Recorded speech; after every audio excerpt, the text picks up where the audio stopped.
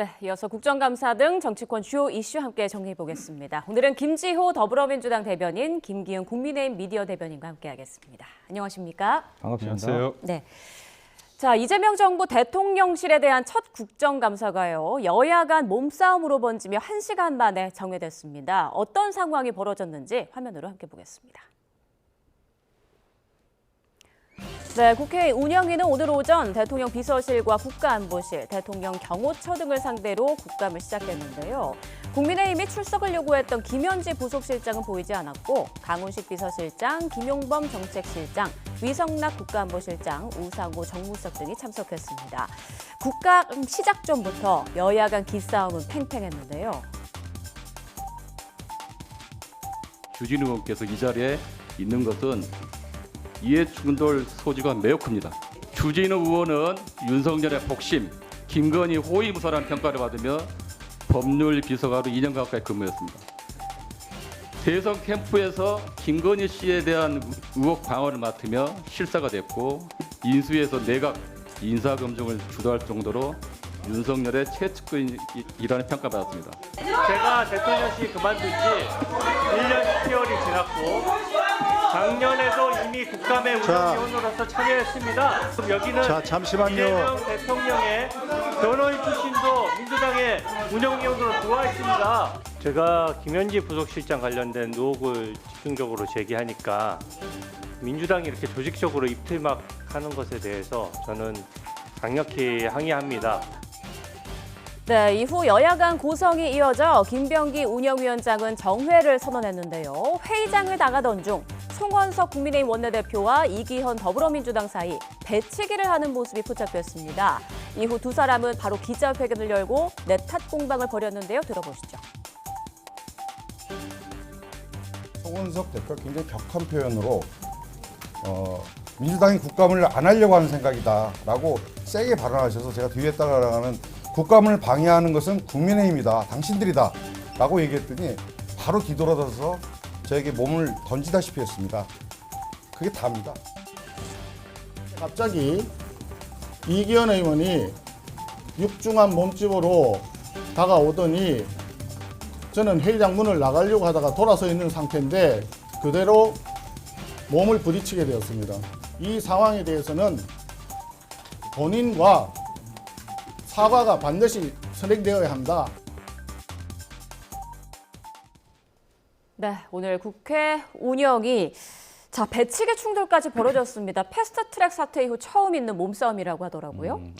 제가 봤을 때는 예.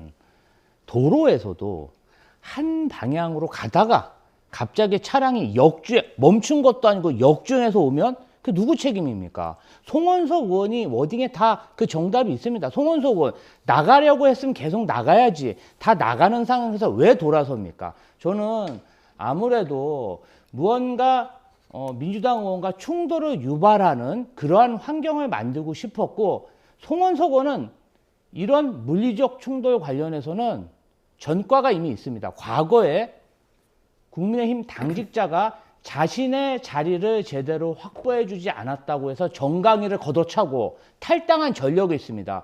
그래서 많은 비난을 받으니까 본인이 어떤 국회의원들의 정강이를 걷어차지는 못하지만 방향을 바꿔서 배치기라는 그런 상황을 유도한 게 아닌가. 그리고 이기현 의원에게 뭔가 잘못을 덮어 씌우는, 다선 의원으로서 초선 의원에게 뭔가 덮어 씌우는 그러한, 그리고 육중한 몸매란 이런 표현은 사실은 서로 간에 쓰면 안 되는 이야기라고 생각합니다. 예. 몸집이 어떻든 같은 국회의원끼리 꼭 그런 표현을 써야 하냐 싶고요. 이 부분 관련해서는 저는 이기현 의원이 정보에 가려고 빨리 나가려는 그 진정성의 그 답변에 대해서 저는 믿음이 가고요.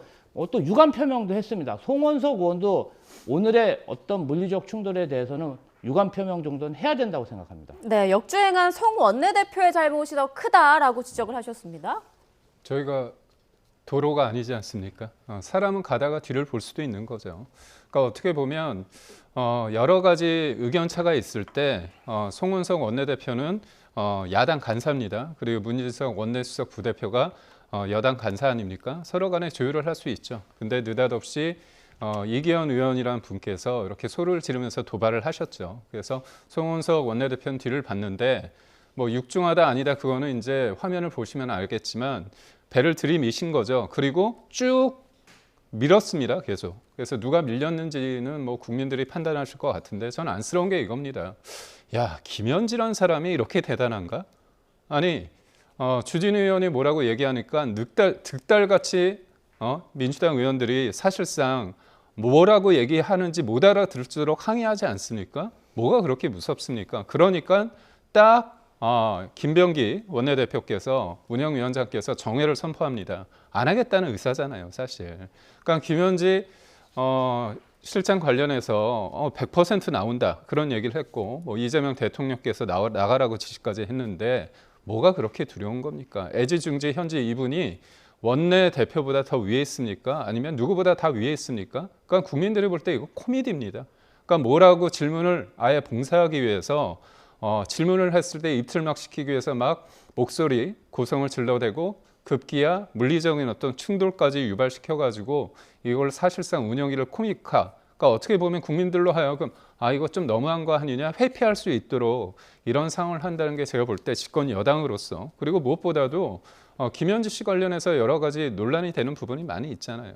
그러니까 본인이 공무원일 때 경기도 도지사였던 이재명 당시 도지사의 어떤 선거 관련해서 대선 관련해서 녹취가 나오지 않았습니까? 그리고 또 대북송금 관련해서 그 변호인을 바꾸려고 또 일정 부분 전환할 부분도 있고 여러 가지 논란이 있기 때문에 그 부분에 대해서 해명하시면 됩니다. 네. 자, 일단 어떤 이유로 이렇게 충돌이 빚어졌던 간에 국회 안에서 이런 물리적 충돌을 빚은 것에 대해서는 두 사람 모두 비판을 피하긴 어려울 것 같습니다. 자, 그런데 지금 주진우 의원에 대해서 이해충돌 문제를 민주당에서 제기했단 말이죠. 피감기관 증인석에 앉아야 한다. 이 발언에 대해서는 어떻게 생각하세요? 주진우 의원 자체가 윤석열, 김건희 부부의 최측근으로서 대선 당시에도 김건희 씨의 리스크 관리를 담당하는 변호인으로 활동했고 또한 최혜병 수사 외압 사건의 아주 중요한 참고인입니다. 근데 이분이 공직 생활을 마무리하고 부산에서 공천을 받았는데 정말 양지 중에 양지인 부산 지역 공천에 있어서 전략 공천을 받았습니다. 사실상 윤석열 대통령실에서 각별히 주진우 의원을 총회해서 당에 부탁을 한 게 아닌가 그런 생각이 들고 그렇다면 입당하고 국회의원이 된 이후에 어떤 행보를 했냐? 거의 방탄 행보만 했거든요. 이런 부분을 주요 고려했을 때 저는 이번 운영위 국감이 지난 1년간 이재명 정부의 어떤 국정뿐 아니라 윤석열 정부의 국정 운영 그다음에 대통령실도 감사해야 되는데 부적합한 인사다 이렇게 생각하고 좀 유감입니다.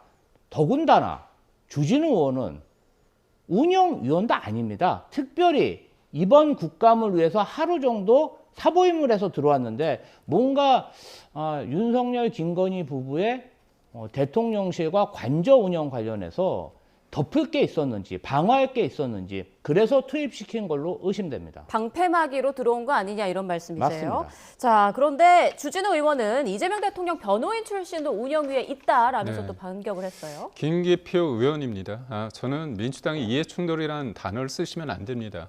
자기 얼굴에 침 뱉기라고 할 수밖에 없는 게 지금 국회의원 5명이요. 이재명 대통령 예전에 변호인이었습니다. 그리고 국정원 제2인자라고 부르는 기조실장 이분도 변호인이죠. 그리고 법제처장 변호인입니다. 대통령실의 변호인이 얼마나 많습니까? 민정비서관, 그리고 법무비서관, 그리고 공직기강 비서관 너무 많습니다. 14명이가 됩니다. 사실 이재명 대통령께서는 5개 사건에, 그러니까 8개 사건에 12개 혐의로 5개 재판을 받고 있기 때문에 본인의 이해관계자들을 국정의 이른바 공직이라는 자리에 알박기 하면 안 됩니다. 무슨 말을 하든 이해충돌이란 그런 의혹을 혐의를 받을 수밖에 없거든요. 그런데도 불구하고 지금 주진우 의원 공격하려다가 어떻게 보면 됨통 당한 셈이거든요.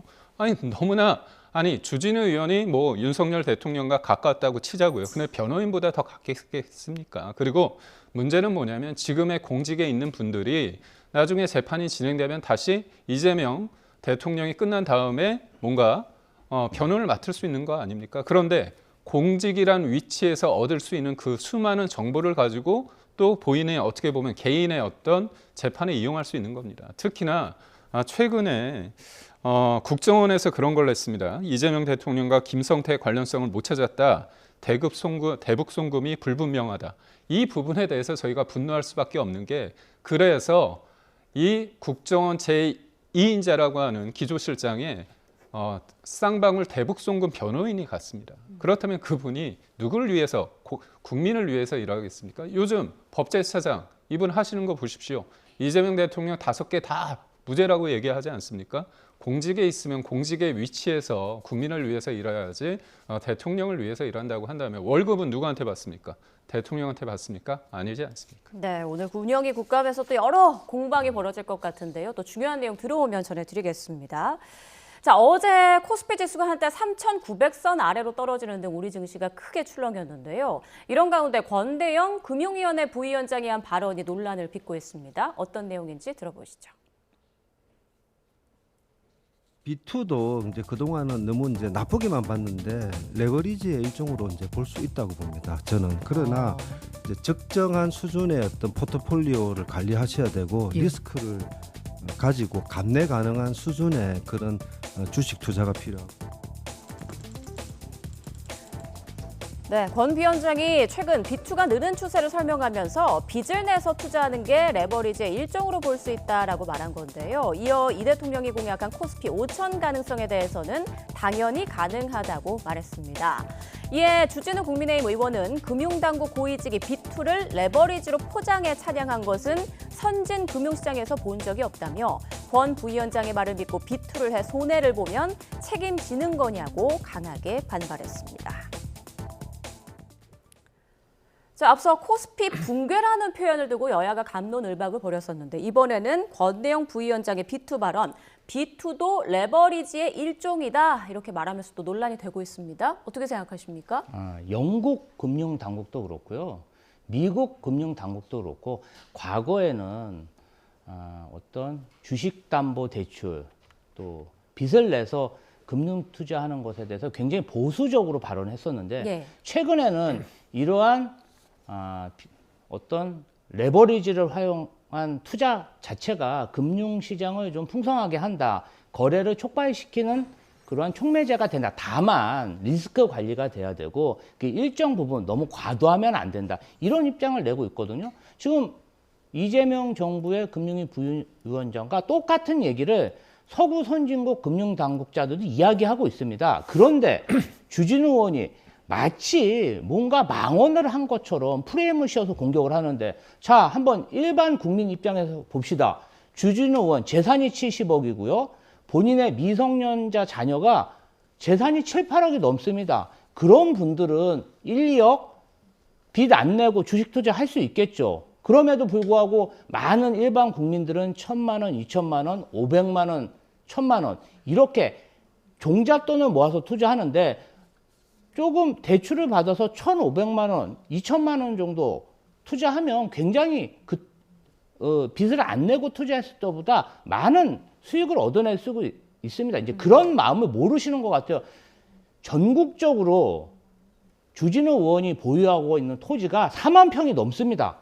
그러니까 주식보다는 주택이나 땅 투자하는 게 뭐 크게 봐서는 본인에게 유리할지 모르지만 우리 서민들, 일반 국민들은 주식 투자, 소액 투자할 때 레버리지 효과가 매우 중요합니다. 이 부분도 국회의원으로서 좀 살펴봐 주셨으면 합니다. 네.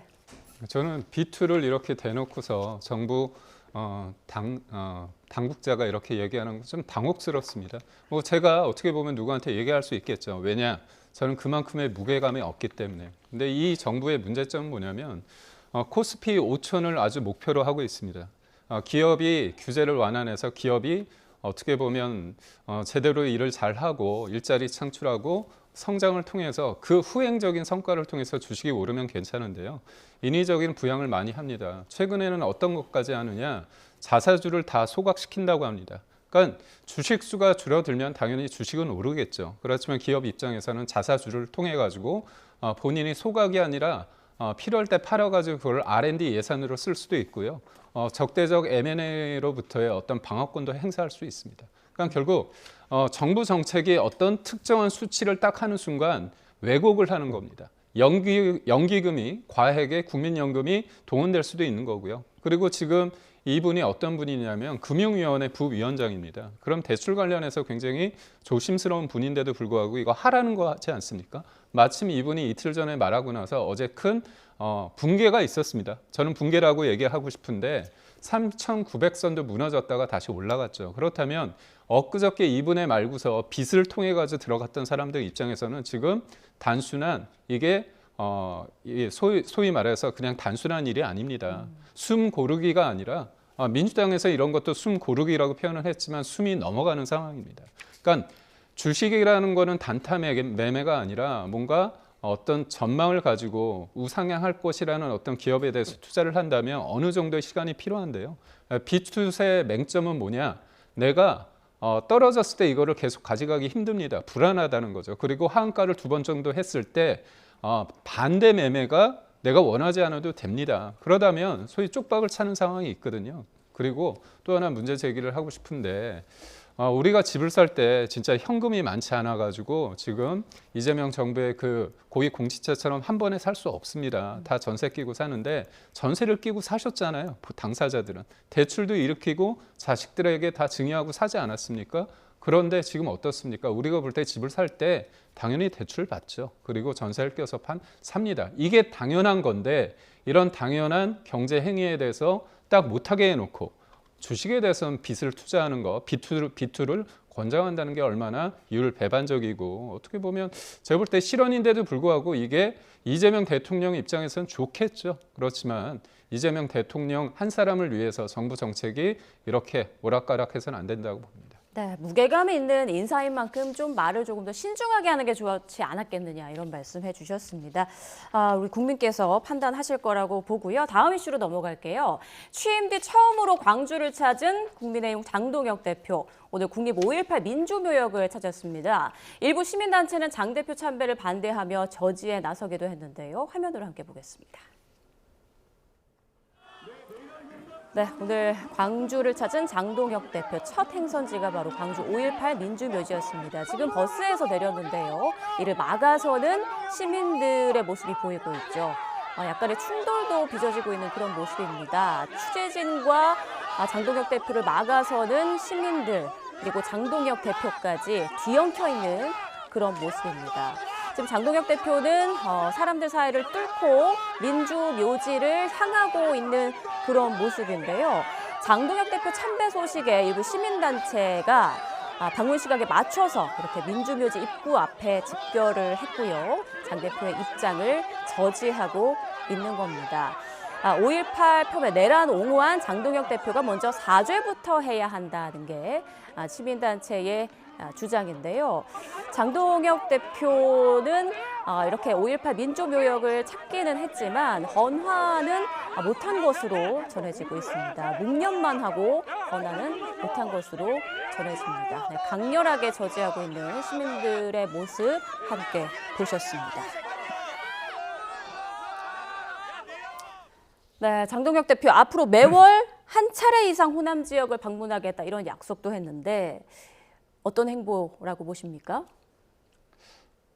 이게 도대체가 잘 이해가 안 되는 행보입니다. 정치인이라면 적어도 일관성이 있어야 되는데 광주가 어떤 곳입니까? 12.12 군사반란으로 광주 민주화 운동 때 얼마나 많은 광주 시민들이 전두환 일당들에게 희생당했습니까? 그런데 그런 아픔이 있는 광주 시민인데 윤석열 내란 수계 피의자를 옹호하고 그도 모자라 당대표가 된 이후에 면회까지 갔습니다. 자, 그리고 광주 시민들이 압도적으로 뽑은 이제 5개월 넘은 이재명 정부에 대해서 장동혁 지도부가 탄핵을 해야 된다.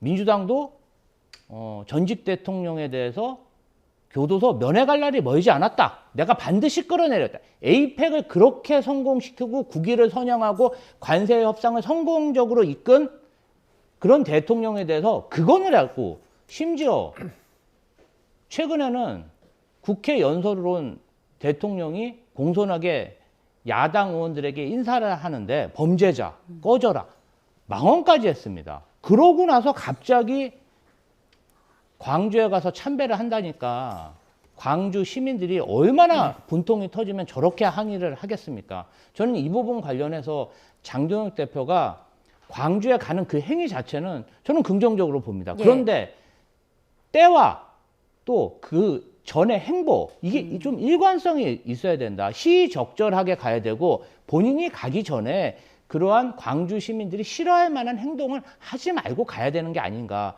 저 모습은 뭔가 광주에 가서 광주 시민들을 자극하고 저러한 뭔가 충돌되는 모습을 연출하기 위한 그런 모습이 아닌가 의심스럽고요. 진정성 있는 정치 행보 주문드리고 싶습니다. 네, 얼마 전 장동혁 대표가 윤 전 대통령을 면회하고 또 눈물까지 흘린 것으로 알려졌잖아요. 이 부분이 광주 시민들의 어떤 그런 반대 여론을 좀 자극한 게 아닐까 이런 생각도 듭니다. 그러니까 광주 시민 분들 중에서 그 부분에 대해서 뭐 부적절하다고 보시는 분들도 있고 다양한 어떤 의견이 있을 것 같습니다. 네. 다만 5.18 광주라는 게 호남민들의 만의 것은 아닙니다. 결국은 민주주의의 어떤 상징 아닙니까? 그렇기 때문에 국민의힘 같은 경우는 그 5.18 민주무역 조성하고 그다음에 5.18 특별법 제정을 모두 이제 김영삼 정부 때 하지 않았습니까? 그래서 저희가 그 정신을 이어가고 있습니다. 그렇기 때문에 그 부분에 대해서 좀 크게 봐주셨으면 좋겠고요. 저는 이 말씀 드리고 싶어요. 예. 5.18 민주화를 통해 가지고 만들고자 한 대한민국이 뭘까요? 법 앞에 본인이 대선에 이겼다고 해서 재판을 받지 않는 사람일까요?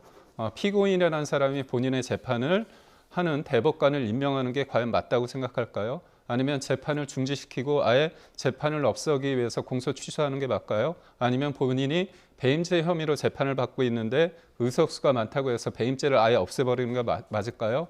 아니면 제3자 뇌물죄 관련해서 없애는 게 맞을까요? 공직선거법 허위사실 공표죄 관련해서 행위라는 부분을 삭제해서 본인을 유죄 판단이 나왔는데 무죄로 만드는 걸 우리 5.18 영령들이 원할까요? 그게 아닙니다. 제가 드리고 싶은 말씀은 이재명 정부와 민주당이 그렇게 국민 그렇게 말씀하시는데요. 우리가 대선 기간 때 출구조사를 했습니다. 방송 3사가 출구조사를 했을 때 64%가 재판이 진행돼야 된다고 했고요. 25%가 재판이 중지돼야 된다고 했습니다. 민주당 지지하는 사람들의 40% 정도가 재판이 진행돼야 된다고 했습니다. 제가 드리고 싶은 말씀은 뭐냐면 법 위에 누구도 군림할 수 없고요. 법 앞에 누구도 모든 사람이 평등합니다. 그래서 본인이 그렇게 떳떳하다고 생각하시면 재판 받으시면 됩니다. 그래서 지금 5.18 관련해 가지고 저기 나오신 분들이 시민들을 다 대표하느냐? 저는 그거에 대해서는 동의하지 않습니다. 정치적인 색깔을 가진 분들이 꽤 있습니다. 저도 5.18 현장에 많이 갔을 때 그런 걸 많이 느꼈습니다. 물론 그럼에도 불구하고 저희가 5.18 정신을 훼손하거나 그 영령들에 대해서 저희가 부족하고 그런 것들은 저희가 자주 가고 광주와 그다음에 호남민들에 대해서 저희가 더 적극적으로 해야 된다는 말씀을 드립니다. 네. 일단 반박 좀 드리면 네, 짧게 좀 부탁드립니다. 이재명 대통령의 재판 중지는 헌법 84조에 의해서 사법부에서 결정한 것입니다. 국민의힘에서 사법부의 결정까지 부정하고 위헌적인 그러한 재판 재개를 계속 주장하는데 내란을 일으킨 것도 모자라서 헌법까지 이제 유린하려고 하는 것인지 법 좀 지켰으면 좋겠습니다. 제가 하나만 말씀드리겠습니다. 이게 바로 궤변입니다. 헌법 84조 관련해서 형사소추 기소냐 그다음에 거기까지 재판이 포함되느냐에서 논란이 많이 있고요. 헌법 다수설은 거기 소추의 추에 재판이 들어가지 않는다는 겁니다. 아주 기본적인 상식 말씀드릴게요. 뭐냐? 탄핵 소추 했죠. 탄핵 소추 누가 했습니까? 국회에서 했죠. 소추가 추에 재판이 들어간다면 기소도 하고 재판을 국회에서 했습니까? 아니지 않습니까? 네, 이 대통령 재판 관련해서 이야기가 나오면 또 논쟁이 끝이 없기 때문에 이쯤에서 하고요. 이른바 명청 갈등 논란이 사그러들지 않고 있습니다. 이재명 대통령이 당대표 시절에 직접 영입한 인사가 최근 민주당 지역위원장 경선에서 공천 배제된 걸 두고 당내 공방이 벌어지고 있는데요. 화면으로 함께 보시죠. 이번 컷오프는 정청래 대표의 컷오프 없는 100% 완전 경선 약속을 정면으로 위반했습니다. 부산에 연고를 둔 좀 영향력 있는 정치인이 뭐 특정 기관이 유동철을 밀고 있다는 소문을 퍼뜨리고 다닌다. 부산 사람들은 다 아는데 왜 본인만 모르냐? 라는 식의 추궁식 질문을 계속 이어갔고, 뭐 친이재명계이기 때문에 불이익을 당했다라는 말들이 많은 걸로 알고 있습니다. 네, 더불어민주당 부산시 당위원장 선거에서 컷오프된 유동철 지역위원장 어제 기자회견을 열고 면접 과정에서 편파 질문이 이어진 뒤 컷오프됐다며 정청래 대표가 불공정 경선에 대한 책임을 지고 결자 해지하라고 촉구했습니다. 유동규 위원장은 지난해 총선을 앞두고 이재명 당시 대표가 직접 영입했습니다. 이 대통령은 총선 기간 부산을 찾아 유 위원장의 선거운동을 돕기도 했는데요. 이길 자신 있죠? 유동철에게도 여러분 기회를 한번 주시길 부탁드립니다. 고맙습니다. 네, 유 위원장은 친명계 원외 조직 더민주 전국혁신회의 상임대표도 맡고 있습니다. 유 위원장이 컷오프된 후 김병기 원내대표와 황명성 최고위원은 정청래 대표에게 유감을 또 표한 걸로 전해지고 있는데 박수현 수석 대변인은 경선 과정에서 절차상 문제가 없었다며 재심 대상도 아니라고 밝혔습니다. 정확하게 그 원칙과 룰에 의해서 조강투의가 이루어진 것이고 그 결과 선거가 치러진 것이고 그것에 대해서 재심을 할 수 있는 대상이 아닙니다. 이 당직 선거는. 네, 명청 갈등설이 계속 나오고 있는데요. 지금 상황 두 분의 의견 좀 들어볼게요. 일단은 유동철 위원장님은 정청래 당대표가 선거 과정에서 노컷, 뭐 인위적인 컷오프는 없다. 이렇게 굉장히 강력하게 또 여러 번 약속하셨기 때문에 그 부분에 대해서 좀 문제 제기를 하신 것 같습니다. 네. 물론 어떤 경선 과정에서 배제되고 인위적인 컷오프에 많은 그런 공직 후보자들이 그동안 불만을 표시했기 때문에 저는 뭐 공감 가는 부분도 있습니다. 다만 부산시당 위원장은 공직 선거 과정이 아니라 당내 당직 인선 과정입니다. 네. 그리고 원래 시도당 위원장은 보통은 지방선거 때 공직 후보자, 수많은 공직 후보자, 지방선거 후보자의 공천 관리를 해야 되기 때문에 보통은 재선급 이상 국회의원들이 많이 했었습니다. 아무래도 많은 수의 공천 관리를 하다 보면 잡음도 있고 또 이런 불만도 있기 때문에 이를 좀 잠재의 권위도 필요하고 경험도 필요한 것이죠. 유동철 위원장님이 당에 입당하신 지 인재 영입으로 오셨고 네. 2년여 뿐이 안 되기 때문에 아무래도 이러한 당내 관행에 대해서는 잘 모르실 수가 있을 것 같습니다. 뭐 당직 관련해서는 민주당이 정말 공정하고 좀 문제 없게 추진하려고 했는데 어쨌든 영입한 인재가 이러한 불만을 표하는 것도 우리 당이 또 해결해야 될 문제라고 생각하고요. 문제 제기하신 사항 당 지도부가 잘 받아들여서 앞으로 있을 지방선거에서 이러한 잡음이 나지 않도록 최선을 다해서 제도를 개선할 것으로 그렇게 믿고 있습니다. 네, 지금 민주당에서는 수습하는 그런 과정에 네. 있는 것 같은데요. 김 대변인 생각도 들어보겠습니다. 제가 볼 때는 이제 대통령과 정청래 대표의 관계가 사실 뭐 좋지 않다는 거는 누구나 다 알고 있지 않습니까? 처음에 명청대전, 명천전쟁 이런 얘기했을 때 뭐 호사가들의 말이냐 그런데 그게 아니라 사실 이재명 대통령은 박찬대 의원을 전 원내대표를 대표로 좀 하고 싶은 마음이 있었습니다. 그러다 보니까 최측근이라고 할 수 있는 김용 전 연구원장, 부원장께서 옥중에 있음에도 불구하고 사실상 나는 박찬대를 지지한다 그런 얘기를 하지 않았습니까? 근데 그게 힘을 썼는데 힘이 들어가지 않았습니다. 일종의 대치기를 당했고 전당대회 때 격차가 어느 정도였냐면 3-4% 차이가 컸습니다. 국회의원 한 150명이 일방적으로 박찬대 의원을 지지했음에도 불구하고 굉장히 큰 격차로 지지 않았습니까? 그러니까 권력이라는 걸 실체적 권력도 있지만 보여주고 해석되는 게 큰데 그러다 보니까 그 이후에 여러 가지 어떤 헤게모니를 정청래 대표가 갖고 있는 거 아니냐. 그리고 또 지금 당내 어떤 권력의 지형에서 가장 정점에 있는 게 강성 지지자들 개딸들입니다. 그래서 개딸들이 원하는 방식의 눈높이를 누가 더 많이 하느냐. 이 선점을 놓고서 정청래 대표가 좀 강하게 하고 있고요. 급기야 내년 지방선거를 앞두고 시도당 위원장이 이게 굉장히 중요합니다.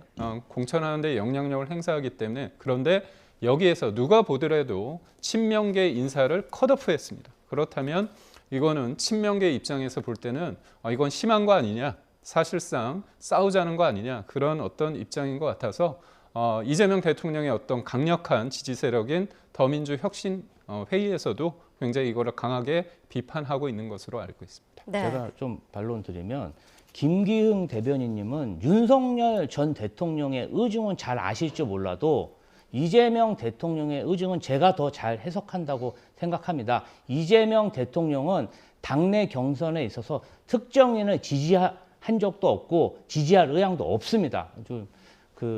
잘못된 내용을 타당의 대변인이 이렇게 퍼뜨리는 것은 좀 부적합하다고 생각합니다. 네, 일단 명청 갈등설이 계속될수록 민주당 지도부에겐 부담이 될 텐데요. 앞으로 어떻게 좀 이 부분을 논란을 수그러들게 할지 좀 지켜봐야겠고요. 네, 두 분간 여기서 인사 나누겠습니다. 오늘 김지호 더불어민주당 대변인, 김기현 국민의힘 미디어 대변인과 함께했습니다. 고맙습니다. 고맙습니다.